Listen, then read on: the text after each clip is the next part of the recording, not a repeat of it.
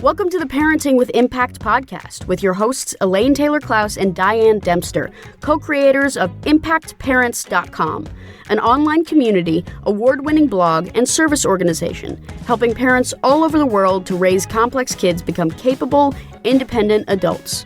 Hi everyone, Elaine and Diane here, and we know that you want your complex kids to grow up to be happy and independent, and yet you're not always sure how or when to help with that. In this podcast, we'll encourage you to collaborate with all kinds of complex kids and support them in navigating life and learning. And we'll interview leading experts from around the world, as well as parents in our own community, talking about how training for parents actually helps these complex kids. We'll talk about the issues we hear parents struggling with all the time and how a coach approach can support and empower your amazing young people. We won't tell you what to do. We're going to help you figure out how. So let's move on to the next conversation. Welcome back, everybody, to another conversation in the Parenting with Impact podcast. We are here today with our friend and colleague and fellow traveler, Julie Skolnik, who is the queen of all things 2E. Right, twice exceptional. She is the go-to on I do the royal wave, right? And we really encourage you to read about her and her books. And we've got an upcoming book we'll tell you about in the show notes. And but just know whether you're dealing with kids who are 2E, adults who are 2E, or you don't even know what 2E means, you're in the right place. Well, so Julie, maybe that's the place to start is how did you start doing what you're doing? Yeah. What a fun question, Diane. And thank you for having me on this fabulous podcast that's so impactful and important. So let's see, rewind 23 years ago when I became a mama. Yeah. And then I had 3 children altogether, and all 3 in very different ways are twice exceptional. Yep, me too. And when our middle guy was identified, our first child to be assessed at age 5, and he was identified as gifted and ADHD, and I was 8 months pregnant with number 3 and had no clue what ADHD was. Oh boy, I went down a path of pretty glass half empty information. Wow. And when I landed in gifted land and learned what gifted actually was, way more than just being smart, I then learned to positively reframe and come at this amazing profile with a strengths-based approach as opposed to a deficit approach. Yeah. And that was a game changer, life changer. Yeah. And it's hard, right? Because these kids, they're smart and they're gifted and they don't quite fit in. There's all these different pieces, and it's really hard as a parent because a lot of times the schools don't even know what to do with these kids. That's part of my story. But so what do you notice the most, Julie, about what parents tend to struggle with when they're presented with this kid who's got both pieces going on at once? Well, so first of all, I'm so excited that you corrected yourself, and you first said smart and then you corrected yourself and said gifted, because gifted is way more than smart. Yeah. I describe gifted as the 3-layer cake of giftedness. Yeah. And the frosting, like imagine a cake in your mind, any flavor you want. Mine happens to be chocolate with chocolate frosting, but you can be whatever you want. That frosting piece, which is very thin, is above, around, and between all the layers. That is what people assume gifted is, the smart, bright potential piece. And then you have these 3 layers of asynchronous development, perfectionism, the other side of which can be anxiety, and then what's known in gifted parlance as overexcitabilities, or you can think of as intensity. You take in so much, you put out so much, there's all this intensity around everything. So as I just took us on a little tangent, Diane, I think your question was, why is it hard? And what do parents, how do they deal with this uneven profile? And before we go there, I want to talk a little bit more, because you just painted this layer cake. And I think we need to dig in a little bit on the layer cake. I need a piece of cake. We know, right? Most of us know what we mean by we got a kid with maybe not excessive, that's the wrong word, but very high intelligence, right? Smart kids in some area. And then you're talking about asynchronous development and overexcitability. And perfectionism. Yeah. And perfectionism. So that's 4 layers, right? Well, no. It's 3. It's 3 layers because anxiety is the other side of perfectionism. So Got it. if you're talking about asynchronous development, I want you to think about a 3-ring Venn diagram. I love me a good Venn diagram. So 3-ring Venn diagram, think of it as intellectual, social, emotional, and physical. Those are the 3 rings. Okay, so I just drew you. If you have a piece of paper and a pen, you draw a 3-ring Venn diagram. You just drew a human, because those are our 3 areas, right? Yeah. It's intelligence. I don't really like to say academics, but let's just say intelligence and social emotional abilities and physical abilities, and all during the day. We're using those 3 parts constantly during the day. All the time. And and if you think of a bell curve, right? So yes, giftedness is identified in this country by and large by an IQ test, by and large. Okay. Not everybody does it that way, but most, and schools certainly do. So if you think about, you have this bell curve and you're like way over on the right side, intelligence wise, where intelligence gets stronger, you are 2 or 3 standard deviations away from norm, which is in the middle of the bell curve, right? So there's this asynchrony in those 3 areas all during the day. And to answer Diane's original question, the reason why this is hard and how to handle this and how do we approach, many parents think and many teachers think, why can you do this so well, but you can't do that? What we like to say in the world of 2E-ness is easy things are hard and hard things are easy. Give this kid a code, give this kid, some kids reading, some kids writing, some kids music, some kids math, wherever your superpower is, that you're several standard deviations ahead on the curve. Brush teeth, get out the door, hand in homework, right? Like, you're like, really? You can do all this stuff, but that stuff is hard? Clean your room? How can you not understand, right? So that's the rub. There's that excitability piece, right? So the highs are higher and the lows are lower. And I used to describe it was like the rest of the world is in the middle of the bowl and my family is all on the rim. You needed a good spatula. Wow, I like this. Yeah, no. Well, and you were talking about let's talk about asynchrony. Is that the way to say it? Asynchronous development or asynchronous development. Because so this is my kiddo, my 2E kid, ready for the gifted program in elementary school. And the teacher said, let's get them their social behavioral stuff under control. And then we'll put them in the gifted program. Worst possible sentence ever said. And it's said all the time. Because guess what? Let's flip it. Let's flip it and see what happens. Okay. All you listeners out there, flip that sentence. Let's give them really cool things that they'll love to do that will really set their mind on fire and give them a burning in the belly, right? Guess what? The behavior is going to go away. Yeah. But let's just give them a bunch of boring stuff and focus on their deficit. That'll make them behave better. No. No, these are bored kids, right? By nature. Isn't that one of the hallmarks is that they get bored pretty easily because their brain's going so quickly? What we say is they are often given information drip by drip when they can actually feed from a fire hose. Right. And yet at the same time, sometimes if we accelerate them in areas, we assume if they're really, really bright kids, they're going to be able to accelerate in all areas. And sometimes it may not all be an area of strength. So I just really want to backtrack a little bit about they're so bright. So we've got to remember that gifted is so much more than, quote, just smart. It is so different than high achieving. It is not the sit, face forward, raise your hand, turn your homework in, executive functioning land. That's not it. We have to think about empathy. There's extraordinarily deep empathy and existential considerations. And all of this, okay, using Elaine's bowl analogy, right? Put this all in the bowl. And this is why they're like clinging to the sides, because there's so much they're thinking about that they're not ready to jump into the middle, into the pool with everybody else. They have a completely different perspective on the side of the bowl. And that's the truth. And that's what's so important.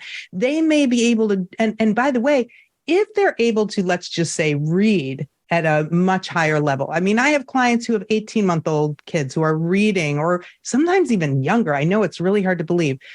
That sets them up for a real challenge content-wise, because they may not be ready socially, emotionally to handle what they can actually mechanically read. Yeah. Right. Right. And so there's a lot here that's about meeting them where they are and Beautiful. understanding how to set them up for success, meeting where they are developmentally, as managing the asynchrony without over calibrating. So either expectations are too high or expectations are too low. So Right. we need to look at the kid in front of us and please stop making assumptions and comparing them to everybody else and your cousin's brother, sister, who is also, quote, gifted, right? They don't present the same. What we say is once you've met one 2E kid, you've met one 2E kid, because they're all extraordinarily different. Yeah. Well, and what you're describing, Julie, and we weren't talking too much about school, but the school's ability to, number one, understand what's going on with these kids, and number two, be able to cater is such a wrong word, but it's like this sort of calibrate to adjust to be able to support these kids. It's got to be really, really difficult because, like you said, if I'm ready to read at 10th grade level and I'm only in elementary school, the content is not going to be stuff that's going to be engaged. Not only that, but the typical mistakes made, I'm sure with best intent, is we'll give more work. We'll ask the gifted kid, in quotes, to teach the other kids. They'll love that. No, that's not what they love. And by the way, maybe, but not most of them. Honors, AP, these are not gifted. A truly gifted classroom are children who are project-based learning, kinesthetic learning, up and moving around, challenging the teacher, pushing back, and the teacher loves it. Right. That's a gifted classroom. And that's important not to say. an AP class. AP, that's not an AP class, right? So AP, this is the challenge, is that word gifted and high achieving that just become collapsed on top of each other to mean the same thing. And they're just not. Oh, so not. I have a slide in one of my presentations has these two kids sitting really beautifully with their hand up in the air. And then down comes this big red circle with a lash through it. And it's like, nope, that is not gifted. Well, and it has to do, what's jumping at me with what you're saying is that, we make a distinction in our work a lot about the difference between intelligence and executive function, right? Sure. We tend to conflate the two, but they are completely different. And we can have kids with very high intelligence, but that doesn't mean that they've got the executive function to kind of organize their way out of a paper bag. I would go further, Elaine, and I would say actually the more data you crunch, the less organized it is. Right. Which actually makes sense, right? It's so true. Right. And so we decide that high achieving means a kid who can organize and get their work done and turn it in. And that's probably high achieving. They probably do highly achieve because they're meeting the expectations of the classroom. But boy, is it fun, exciting, interesting? Maybe the feedback is, but I'm not sure they're learning a whole lot. Well, and I don't know if you, I remember those kids where you knew, this is doing great in school, but she's just not that bright. And it wasn't an intelligence that was having her be successful. It was her executive function. I'm thinking of one kid in particular who I still remember 50 years later. Right. So we've got to do the rules. She can follow the rules and think about it. It's black and white is so much easier. It's the biggest irony, right? So often we want our kids to stop being so black and white, but then we have black and white expectations for them. So it's a little confusing. And what you're describing is that our language for what's going on with our kids is not caught up with what's really going on with our kids. It's just sort of this, the system doesn't label them in a way that makes sense. This idea of giftedness is really much broader than what the stereotypical gifted means. And it takes me back to, we got to meet our kids where they are and really look at who they are as a whole human. And whether it's high intellect or high emotional intelligence or high physical, aptitude or whatever it is, to be able to figure out, how do I help this kid achieve whatever achievement means for them and whatever is possible for them. And I guess, I love that. And you got my little brain thinking, and I'm thinking about how it's really gifted is a approach to the world that is neurologically rare compared to the norm, in that you're wired differently. You notice things differently. I have a client whose kid said to mom from the backseat of the car at age 3, Mom, do we want to live or do we have to live? Wow. I mean, what a nothing existential about that, right? What a cool question, right? I'll tell you what, that is a kid who's emotionally overexcitable in the best ways, but who opens themselves up. If you're 3 and that's what you're thinking about, and like, everybody in the classroom is talking about potty things, right? It's kind of, it makes you wonder what's wrong with me. It makes it hard to find somebody who's like you. It's hard to have a conversation with a person like that. Yeah. It's really interesting. So it's an approach to the world that's neurologically rare. And then we have this school system that has the gifted become the achievement. Do I get my kid into the gifted program? But right? Remember, that gifted program is not a gifted program probably. No, but that's what people think that we're talking about. And we're not. And it causes a lot of upset. Well, I was just going to say, we need to take a quick break and then let's come back and unpack that a little bit. Sure. Okay. Hi, it's Elaine. And if you like this podcast, you'll love our coach approach. Whether you're a parent looking for support or a professional supporting families, we invite you to download a free guide with 12 key coaching tools at impactparents.com/gift. You can begin using a coach approach to help kids become more independent or improve all of your conversations at work and at home. That's impactparents.com/gift. So we're back, and we were just talking about what is gifted versus what we kind of think is gifted, particularly in the public school system or even in the private school system, I would say, in the United States. What's the distinction you think is important for people to understand, Julie? So I think you have to realize that you cannot hang your hat on one thing. And what we were talking about is how it gets you into trouble when you think about, there's a lot of pushback on gifted in the United States about elitism and racism. And truth be told, the percentage of gifted is the same in every culture, race, ethnicity, and economic status. So it's the same percentage. It does not discriminate. It does not discriminate. And so I think the reason why what I do is only work with grownups, I work with parents, I work with adults, I train teachers, is because my mission is to bring out the best and raise self-confidence in twice exceptional kids, which includes gifted. So I say we have to circle the wagons of the grownups because the kids don't have the power and they don't have the language. So to me, the most important discerning factor is that gifted is an approach to the world where there's this beautiful intensity of what you're able to take in and what you're able to put out.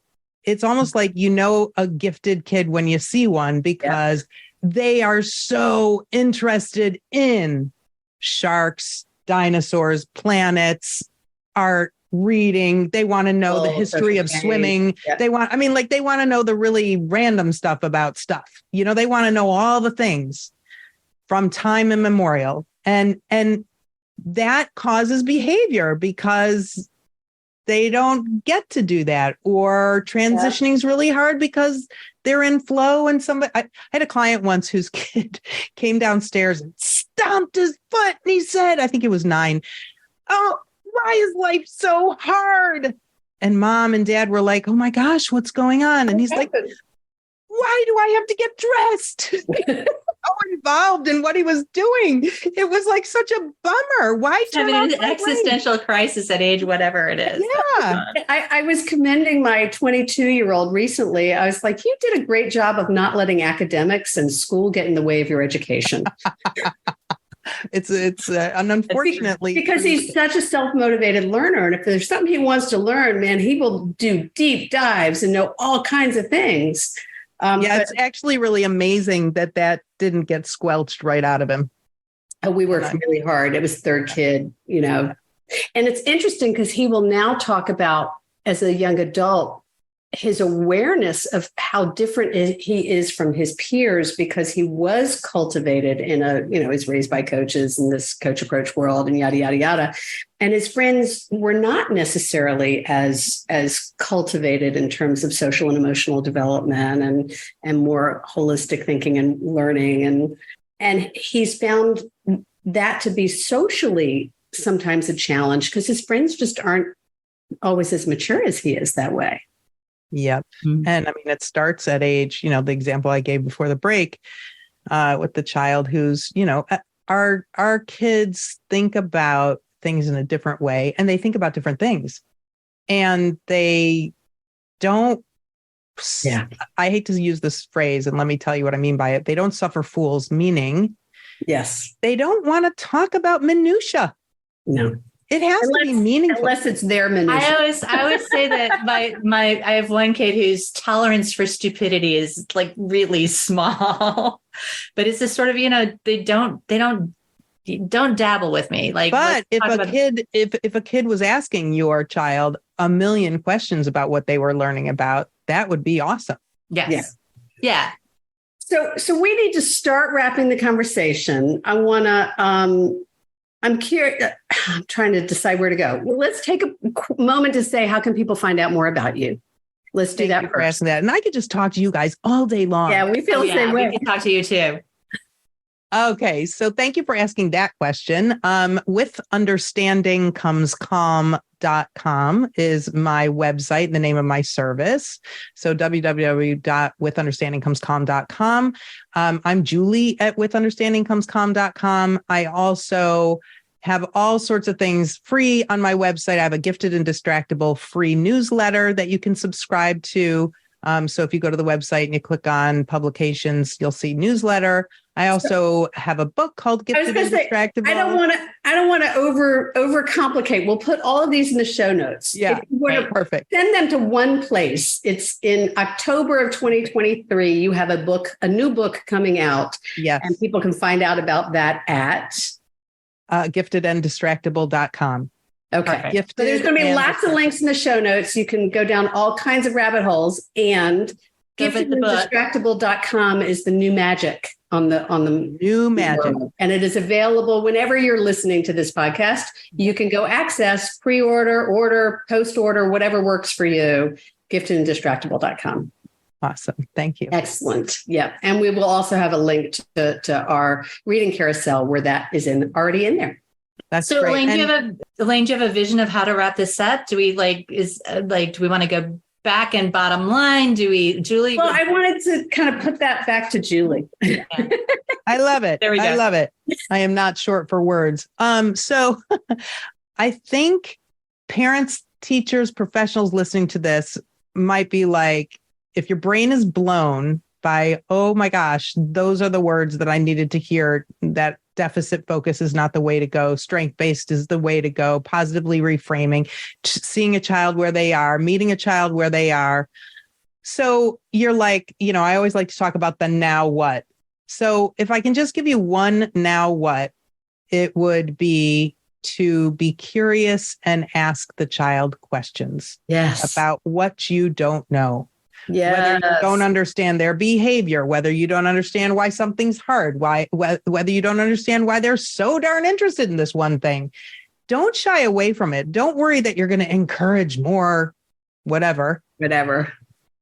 Just check in with them and ask them questions, because my guess is if you have a child who has challenging behavior and the way you've responded to it in the past hasn't worked, I have to promise you that it's not going to work tomorrow. So we got to take a different tact. And the first place to do that is to ask a question. Why is this happening for you? What would be better? If you could rewind, what would you do differently? What do you wish happened? These are really good questions to ask. What's going on? And if you get the answer, I don't know, which you will sometimes get, that's maybe because they don't yet know or trust that you're going to hear their answers in a way that's really comfortable. So, and I don't know is okay. And I don't know is okay. Well, maybe we can talk about that. It's an opportunity to collaborate. There's a lot of opportunity in I don't know. So don't take it as a shutdown. Know that that's telling you something too. Right. Yeah. And actually, I respond to that with what I call validate and reiterate, which is in the book. And we validate by saying, this is really hard. Yeah. Sometimes it's hard to talk about these things. And then to let them know you're available. Okay. So you know what? I'm here. We've just opened the door or planted a seed. And if you want to pick up that thread anytime soon, I'm around. Yep. If you need me to sit with you. Then you circle listen. back, right? Yeah, You're trying to build some trust here. Exactly. And as Julie and said, safety, right? Because if they're not accustomed, if the way you're responding isn't working, then there's some trust for us to build with them in that relationship for them to feel safe. Or we don't understand. So we actually need to ask questions to really understand what's going on, because we're reacting to an assumption that we're making. Yes. Yeah. So true. So anything else you want to leave people with today? Any other insights, anything we haven't hit on that you think is important that we talk about? Well, the funny thing is, when I said my website, I thought to myself, oh, I hadn't said this yet on this podcast. So this is my mantra, which is, with understanding comes calm, which is true. With understanding comes calm. And so the more you understand, the better you understand what's going on with yourself or with your kids. It is everywhere. More likely to be. Yeah. Yeah. It feels good to be understood. And it feels good to understand. So, yep, that's my last thought. Beautiful. Thank you, Julie. This is just, like you said earlier, we could just talk about this for days. And you're such a wealth of information, and this is such needed information in the world. There's not enough people talking about this stuff, is what I would say. So thank you for what you're doing out there, and all the support you're doing for parents and adults with the 2E adults as well. Yeah, I love it. I love all of it. So thank you. Thank you for giving me a voice. Truly a pleasure. And congrats again on the new book. Excited to get my hands on it as soon as I am able to. And to those of you tuning in and listening, we really want to acknowledge and validate all that you're doing and all that's going on for you and your lives with complex kids. We know it's hard, and you're here, you're listening, you're tuning in, you're making a difference. You're shifting things one moment, one insight, one conversation at a time. So keep on doing what you're doing, and we'll see you in the next conversation. Beautiful. Thanks, everybody. Thank you. Take care, y'all. You've been listening to the Parenting with Impact podcast with Elaine and Diane. For more information on the Impact Parents community, or to join Sanity School for Parents, please visit impactparents.com. If you like what you've heard, please share this podcast with friends who need similar guidance, and subscribe wherever you listen to podcasts. For the essentials of Elaine and Diane's coach approach to parenting, download a free tip sheet at impactparents.com/podcast. Behavior therapy training for parents is actually recommended as a first-line treatment for complex kids. For information about Sanity School, our training program for parents or teachers, which has helped thousands of families around the globe, visit impactparents.com/sanityschool.